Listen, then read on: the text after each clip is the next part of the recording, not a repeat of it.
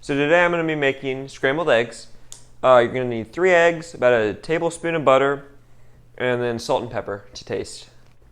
Okay, so in a saucepan on medium-low heat, you're going to want to put in about a tablespoon of butter, then eggs, 1,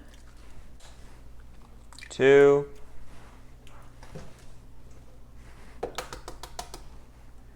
3.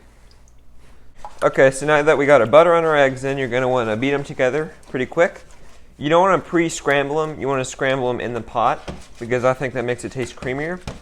So you just want to keep moving it around, and then once it starts to heat up, you're going to want to take it off the pan and then scrape off the edges because that'll make it even creamier.